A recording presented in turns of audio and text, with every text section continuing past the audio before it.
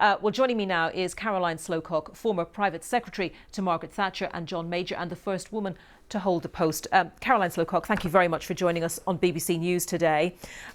We're told that Boris Johnson is facing MPs to, quote, set the record straight over what he's told MPs about lockdown parties in Downing Street. But he has already been found by the police to have broken the law. Is this a resignation matter, do you think? Absolutely. The ministerial code is clear that ministers must uphold the law. He is the Prime Minister, and I think he's also misled Parliament. He's debasing the whole system by not taking proper responsibility for it. This sort of thing would never have happened under Margaret Thatcher or John Major, who I didn't support politically. I was a civil servant, but I always knew that they upheld the institutions and respected the law of this country. And I don't think it would have happened under any other Prime Minister either. And I think he should be held to account. The problem here, though, is that there is really no one other than his own MPs to do that in our system. And we've heard the defence, if you want to call it a defence, or we've heard the explanation that the Prime Minister shouldn't resign in the middle of the war in Ukraine. How do you respond to that? Well, the war in Ukraine is ultimately about democracy and democratic standards. And I think this is absolutely the moment to make sure that we uphold our own democracy. And I was there when Margaret Thatcher was forced to resign by her own MPs. And it was the beginning of the Gulf War. Iraq had invaded Kuwait a few months before she was resigned. Our forces were deployed in neighbouring countries, and eventually after she left, they were sent in. It was a moment of even greater danger for this country. And there are many other instances of prime ministers being deposed at a time of war, not least Neville Chamberlain during World War II. If you have a democracy, it depends on the defence of standards. And if this is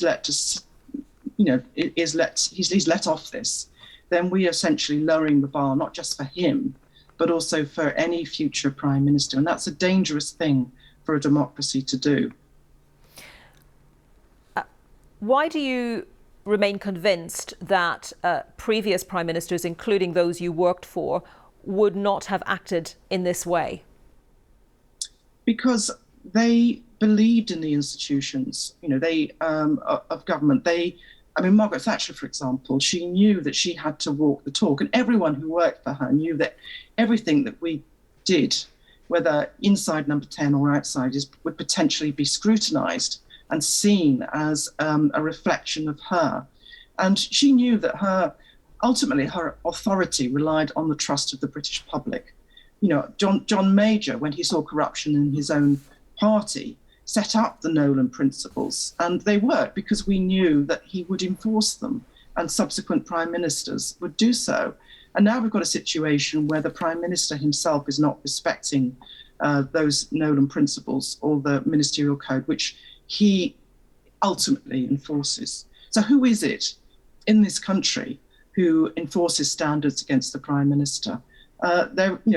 What this has revealed, and I think it's tremendously damaging, is that our constitution has no protection against what Peter Henderson, the historian, called a rogue Prime Minister. And we can't rely on Conservative MPs to do the job. This is clear, because they will always find excuses, and that's what they're doing at the moment. So is it up to the public to, in your words, defend democracy? Well, there's the May elections, obviously, is an opportunity, but the next general election is a long way off. There was a report by the Independent Committee on Standards in Public Life, which at least called for the advisor to ministers on their standards to be more independent, to have the right to investigate without being asked to do so by the Prime Minister, and to reach a judgment on whether they breached the code. The Prime Minister hasn't done anything with that report, and I suspect he won't. Ultimately, I don't know, we need more protection in our democracy, and I think that's one of the debates that needs to be sparked off today. What can we do if a Prime Minister is determined not to tell the truth and to break his own laws? And these weren't just any laws. all this talk of speeding fines and so forth. These were the most draconian laws placed on the British people that any of us can remember. And they were a matter of life and death. And he's played fast and loose with them. And the defence that he didn't know that he was breaking the law falls apart when you just look at Allegra Stratton, his director of communications, doing a mock press conference in which she knew that it was indefensible that, to the public, that parties had taken place, and actually laughed because she just couldn't do it, and nor can he.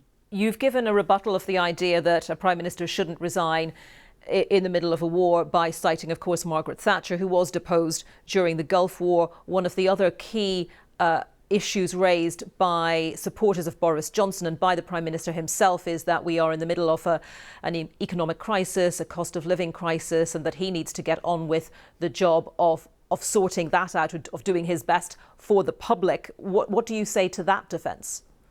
Well, the truth is that this issue is going to be a constant distraction from him getting on with the job. There are more fines, I think, certainly rumours are that there are more fines that will be delivered to his door. And we await the Sue Gray report, and this is an enormous distraction from that job. But it's also critical that the public have faith in the man or woman who leads them. They need to believe in his word, and they need to believe that he has the interests of the country at heart.